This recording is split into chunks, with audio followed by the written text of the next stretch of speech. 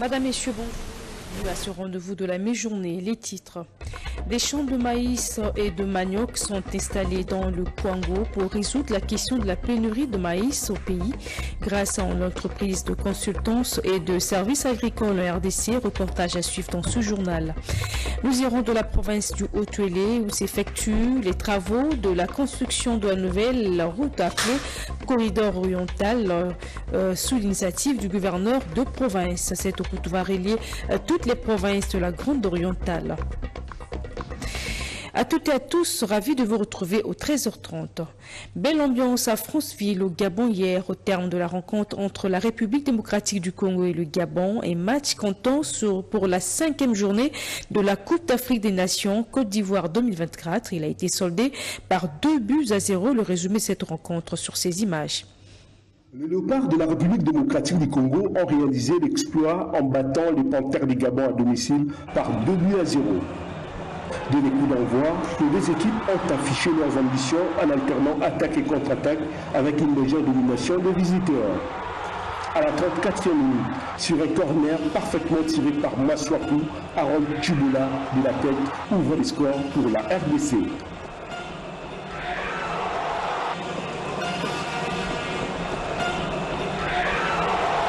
Aubameyang et ses coéquipiers tenteront de revenir à la marque, mais le gardien du Léopard, Lionel Tanzi, sera leur véritable obstacle jusqu'à la pause.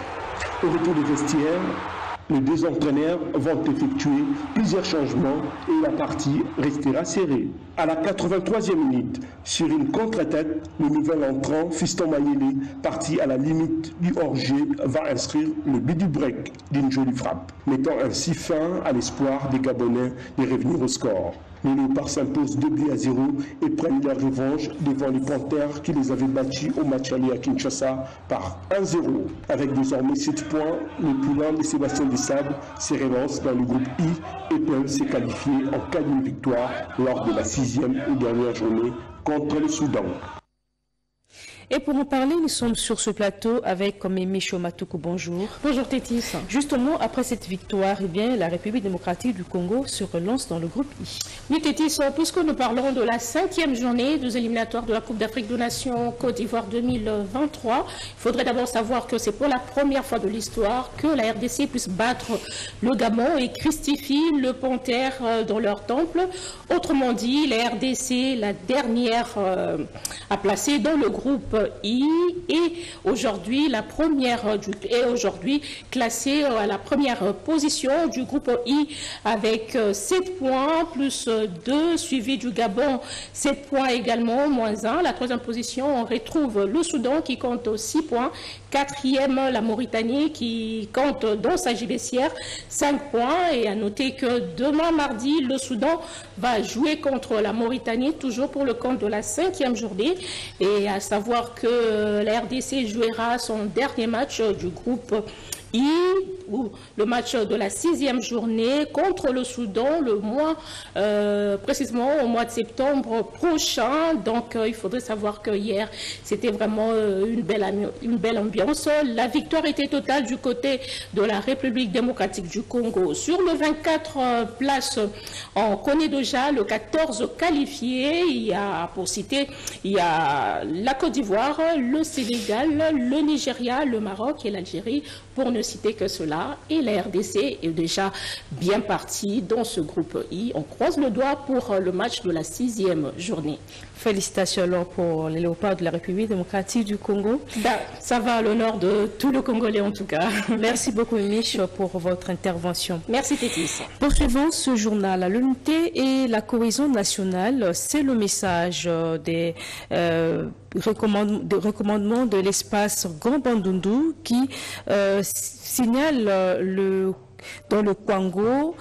Suivez ce reportage de Jacques Kaboba. Les ressortissants de l'espace Grand Bandundu, Kwango, Kwilu et Baindombe, membres du groupe d'action, de soutien et d'accompagnement du professeur Dr Nana Manonina Kyumba, ministre après le président de la République, attirent l'attention de l'opinion tant nationale qu'internationale que depuis des lustres, les Yaka et Teke ont toujours vécu de manière pacifique sur les mêmes terres qu'ils exploitent dans le respect des uns et des autres. Entre ces deux tribus, Yaka et Teke bien sûr, existent des liens sacrés de mariage qui ont engendré qu'il y ait des parts et d'autres, des enfants et des parents. C'est du tout curieux de constater que la situation s'embrasse d'un coup. C'est qu'il faut croire qu'il y ait des tireurs de ficelles à leur profit. Au regard des faits ainsi relevés, déclarons ce qui suit. Mettons en garde des politiciens véreux en mode de positionnement qui cherchent à salir l'image de son Excellence Nana Manouani Nakyumba en tant que membre du gouvernement. Rappelons à tous les pécheurs en eau trouble que son Excellence Nana Manouani Nakyumba est l'un des leaders aux mains propres qui n'a aucun intérêt à voir son territoire sombrer dans le chaos, car on est leader des vivants et non des morts. Réitérons notre soutien indéfectible au chef de l'État, son Excellence Félix Antoine Tshisekedi Tshilombo, qui ne ménage aucun effort pour maintenir à tout prix la paix, l'unité, la cohésion nationale sur toute l'étendue de la République. Quoi qu'il en soit, cette mission ira jusqu'au bout, c'est-à-dire jusqu'à l'interpellation devant la justice de toute personne impliquée, comme auteur ou co-auteur, qui aura fait verser le sang de nos compatriotes dans le cadre de ces conflits. Il revient aux ressortissants de l'espace Grand Bandundu de donner des réponses appropriées face à l'impérialisme et à l'ingérence extérieure. Voilà, c'est donc là le message de l'unité et de la cohésion nationale des ressortissants de l'espace Grand Bandundu qui regroupe le Kwango, le Kwilu et le Mai-Ndombe. Et c'était donc une déclaration faite lors de la journée de fraternité. Jacques Kabouaba a signé donc ce reportage. Des scènes de tueries observées dans la province du Grand Bandundu. Cette situation d'insécurité demeure préoccupante. L'un des grands notables du Grand Bandundu propose des pistes de solutions pour que règne un climat de paix et de sécurité.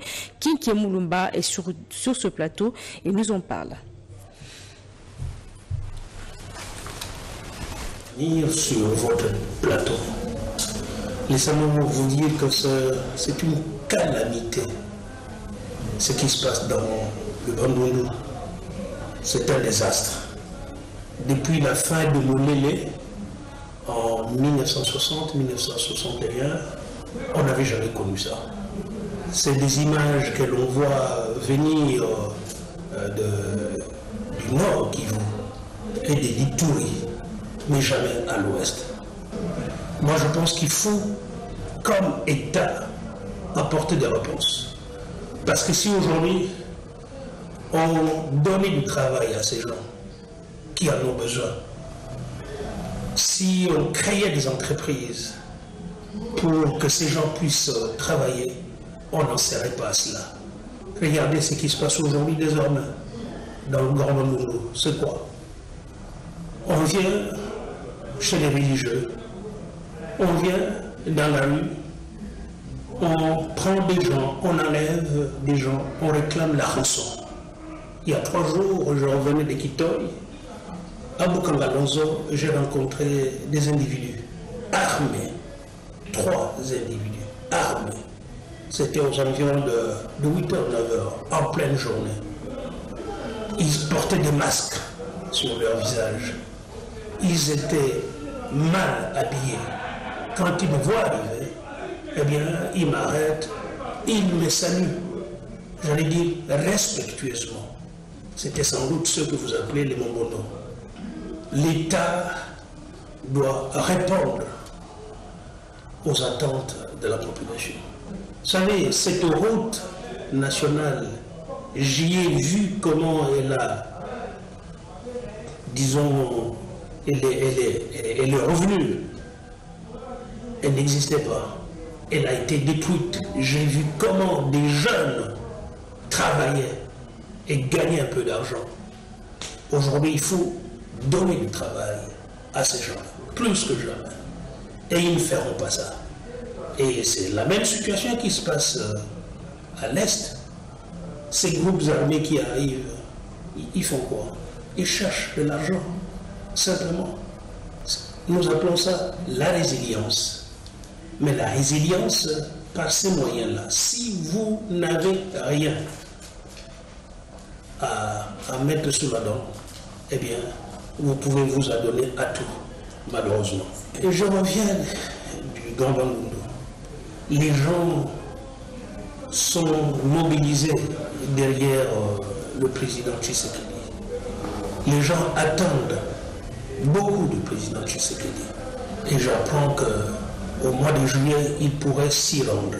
Ça serait l'occasion d'apporter les réponses qu'attend cette population. La représentante spéciale du secrétaire général des Nations Unies chargée des violences sexuelles s'était présentée en conférence de presse. Pramila Patten a dévoilé sa consternation pour le cas des femmes congolaises à Goma. Mamita Bangoulou. C'est avec un visage grave que Mme Pramila Patten a commencé son échange avec la presse. De l'entame de cet entretien, la chargée des questions des violences sexuelles en période de conflit a précisé à l'attention des journalistes les objectifs de son séjour à l'est de la République démocratique du Congo. Occasion bien trouvée pour cette responsable onusienne de rappeler que depuis sa nomination à la tête de cette structure et sa prise de fonction en 2017, Pramila Patten a pensé utile de s'imprégner de la situation exacte des victimes des conflits à l'est de la RDC. Lors de son passage dans cette partie du pays, elle a exprimé sa désolation d'avoir constaté l'existence de maisons de tolérance érigées dans et autour des camps des réfugiés, permettant ainsi aux concernés de se prostituer pour question de survie. Certaines femmes mariées ne sont pas épargnées, a-t-elle indiqué. Depuis la résolution 2331 du Conseil de sécurité, la question de traite pour les besoins d'exploitation sexuelle fait partie de mon mandat. Je suis à ma 4e visite de ce phénomène, voir des maisons closes qu'on appelle maisons de tolérance qui opèrent au grand jour. Les maisons de tolérance, les violences sexuelles en tant que tactique de guerre existent depuis l'histoire de la guerre. C'est le crime le moins condamné, le plus invisible qui a existé. C'est le crime qui a toujours passé sous silence. Renseignements pris sur le terrain, Mme Patten dispose d'un bagage d'éléments utiles pour mieux élaborer son plaidoyer. Son rôle consiste à réunir des éléments nécessaires sur les violences en temps de conflit.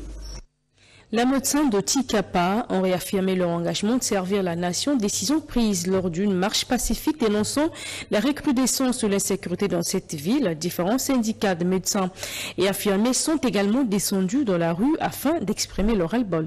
Franklin Claire Kalombo. Excellence, Monsieur le Gouverneur, depuis un temps, les médecins de la province du Kasaï que vous chapeautez vivent dans une insécurité qui ne dit pas son nom, des hommes en uniforme armés non autrement identifiés, et c'est là sous les regards impuissants des services de sécurité, alors que les patrouilles sont menées régulièrement. Eu égard à ce qui précède, vous avez constaté que ceux qui s'occupent de la santé de la population à votre charge sont sujets de menaces et tracasseries des hommes en uniforme et armés, non nettement identifiés, qui cherchent à porter atteinte à la vie de ceux qui se sacrifient jour et nuit pour sauver les vies humaines, traumatisent psychologiquement les familles des médecins. Par souci de préserver la quiétude dans les services sanitaires publics et privés, nous sollicitons l'implication de votre autorité pour sécuriser les médecins et leurs familles. Je prends en considération votre mémorandum. Nous allons l'examiner au Conseil de sécurité. Je vous remercie et soyez assurés que la solution sera trouvée dans un très bref délai. Merci.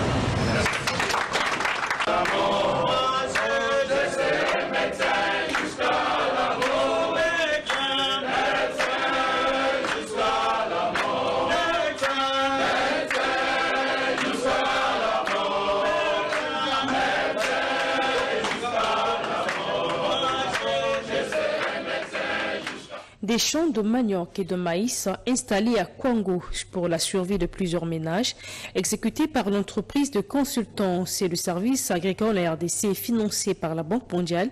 Ce projet rentre dans le cadre du programme Village agricole mis en place par le gouvernement.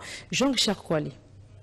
Dans le souci de promouvoir la sécurité alimentaire et d'améliorer les conditions de vie de petits producteurs dans le milieu rural en République démocratique du Congo, le programme Villages agricoles a été mis en place par le gouvernement. C'est dans cette optique que justement des vastes champs de manioc et de maïs sont installés avec l'appui de projets d'appui au développement intégré de l'économie rurale exécutés par l'entreprise de consultance et de services agricoles en RDC et financés par la Banque africaine des développements. Une initiative qui est à la rescousse de plusieurs ménages dans le grand bassin du Kwango, possédant 3 grandes brigades agricoles dans la province du Kwango, dont 422 hectares de maïs et 1200 hectares de manioc pour la production de farine panifiable et fermentée. L'ECOSAC travaille en collaboration avec les ménages de cette province qui reçoivent 60% de leur production.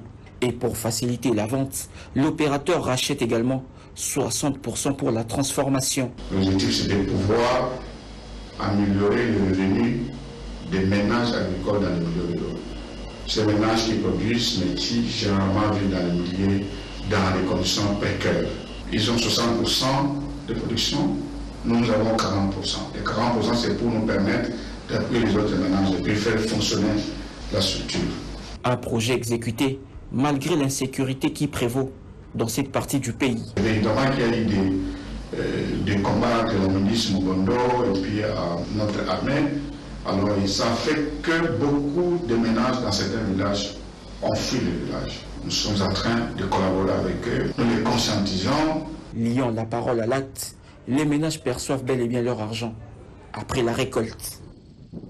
Autre chose, la route nationale numéro 5, tronçon compris entre Bukavu et Kindu, les travaux anti-érosifs exécutés se poursuivent à la grande satisfaction de la population de ce coin du pays.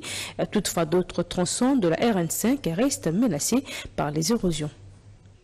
En deux au niveau de la rivière Kakenge, l'enfouillement a emporté 4 dallos et les murs en aile. Plus de 80 camions en partance pour Fizi, Kasongo, Kongolo, Kabalo, Namoya et Kindu, ainsi que ceux en direction de Bukavu sont bloqués de part et d'autre de la rivière Kakenge. Le constat est de la délégation mixte Office des routes et Bureau technique de contrôle BTC en sigle qui a séjourné du samedi 1er au lundi 3 avril dans les territoires d'Ouvira. La situation humanitaire est catastrophique pour la population riveraine, les passagers ainsi que les camionneurs qui passent la nuit à la belle étoile avec risque de maladies diverses. Ce dernier lance un SOS auprès des autorités compétentes afin de disponibiliser des financements dans l'urgence pour aménager une route de déviation. Le directeur provincial de l'Office des routes Sud Kivu, l'ingénieur Anissé Kakesata Mukombo et d'autres membres de la délégation se battent pour établir et transmettre un devis auprès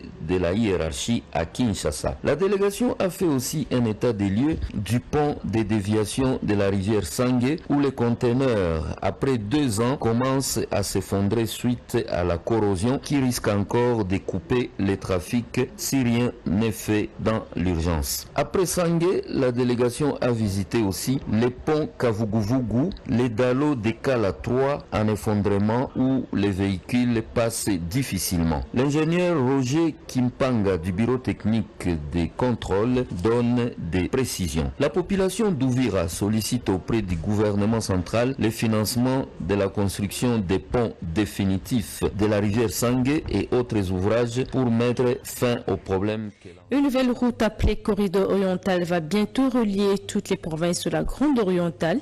Le gouverneur de province, Christophe Bassia-Enanga, initiateur de ce vaste projet, a visité ce chantier d'Amas et Solikaya.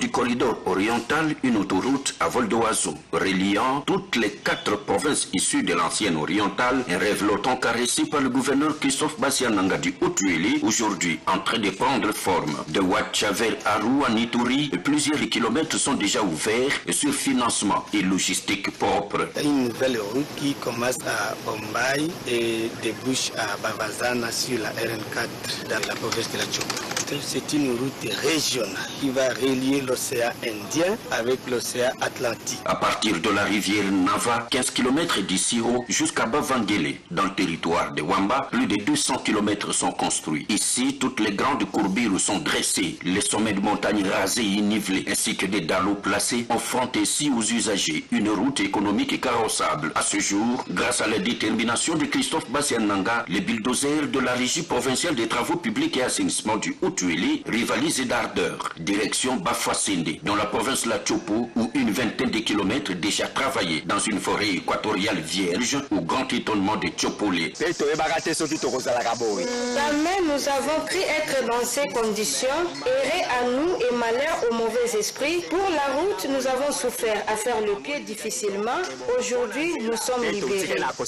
Nous sommes contents du développement et demandons au chef de l'État de continuer.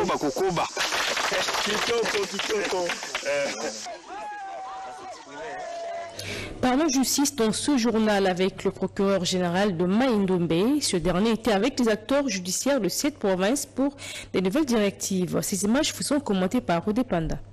Le barreau de Maïndombe va totaliser cette année 3 ans depuis sa création en 2020. La célébration de ce qui s'affiche déjà comme un événement pour les juristes et acteurs de la justice au Maïndombe est prévue le 30 juin prochain. Par cette occasion, les avocats de la 10e promotion évoluant dans différentes provinces de la RDC vont renouveler leur serment devant le procureur général de la République et le premier président de la Cour de cassation, a indiqué le bâtonnier du barreau de Maïndombe, Mputu Juribal Mukazina. À la population de Kwamut qui doit aller se faire enrôler, Juribal Mputu Mukazina invite tout le monde à un enrôlement massif et il a renchéri en les invitant de ne jamais avoir peur de l'insécurité. Le gouvernement de la République a pris toutes les dispositions sécuritaires pour que tout se déroule bien. Nous étions inquiets qu'un de nos territoires n'ait pas participé à l'enrôlement. Et dans le souverain privé, nous avons insisté sur le fait que le pouvoir appartient au peuple. Donc c'est une joie pour nous, l'enrôlement de Kwamutu. Nous sommes dans l'obligation d'expliquer aux uns et aux autres que il y a du PG, du procureur général, avait fait que le premier président de la Cour suprême avait demandé à tous nos hauts magistrats de rentrer à Kinshasa. Donc le barreau est prêt, la Cour d'appel. Les rendez-vous est donc pris pour les serments des avocats. Matinée scientifique à Kinshasa sur la jeunesse comme acteur catalyseur pour l'émergence de la RDC. L'objectif est de renforcer la connaissance des participants sur la notion de leadership. Travaux organisés à l'Université catholique du Congo. Iverson Kaboba. Axé sur la jeunesse comme catalyseur pour l'émergence de la République démocratique du Congo, le salon d'échange s'est fixé entre autres comme objectif renforcer davantage leur connaissance sur le leadership à travers l'art oratoire. En dehors de cette assertion, développer l'esprit de concentration et de gestion du temps a fait savoir l'un des animateurs, Stéphane Yuma, initiateur de la dynamique femme de l'UCC. Pour Kietia Divine Misea, étudiante en Master 2 à la faculté de droit, ces cadres d'échange visent la création d'une synergie pour inciter les jeunes étudiants à l'esprit de l'innovation. Il était question de définir les responsabilités des jeunes part et d'autre part de pouvoir établir aussi les responsabilités des parties prenantes, à savoir les autorités étatiques. Nous avons lancé une campagne dénommée Celles qui ont osé pour justement promouvoir le leadership féminin. Olela Zaina Benjamin, étudiante en Master 1 faculté de la communication sociale, a livré ses impressions à l'issue de ce salon d'échange. Nous avons reçu le tout profit de la dynamique femme UCC, des certificats qui prouvent que nous sommes sortis de notre zone de confort, parce que être leader dans un groupe ou dans une équipe féminine n'est pas facile. Surtout que dans une université ou un univers où nous sommes confrontés à plusieurs difficultés, nous femmes, et sortir de sa zone de confort est très nécessaire pour une femme, peu importe son rang social. Une journée marquée par la remise des certificats de mérite à quelques femmes leaders de la dynamique femme de l'ICC, une manière de les encourager dans l'exercice de leurs tâches durant leur cursus universitaire. Une activité spéciale pour la célébration de la fête des mères. Les femmes de la firme textile Vlisco et autres maisons ont récompensé quelques femmes de la capitale Kinshasa. Images et commentaires. Festivité de la fête de mère, commémorée dernièrement en RDC, la firme textile Vlisco, en collaboration avec les boutiques La Maison d'Épargne, Okapi, Marie Inc., Nyota et autres, a pris le réel plaisir de récompenser certaines forces vives socio-féminines congolaises, clientes fidèles, afin de les rappeler comment elles sont de mères formidables et des clientes exceptionnelles.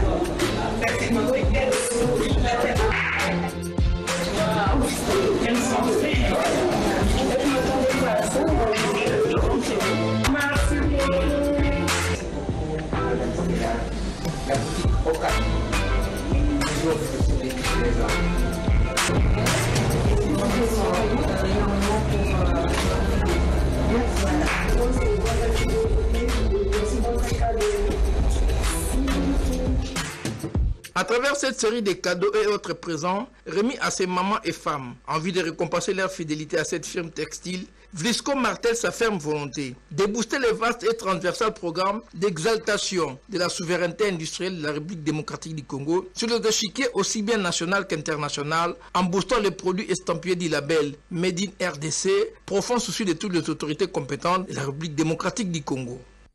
Autre chose, clôture à Kinshasa des travaux d'évaluation esprit de vie par le ministre des Transports, rencontre qui a connu la participation de toutes les parties prenantes au programme gouvernement esprit de vie. On en parle avec José Baïtoambo.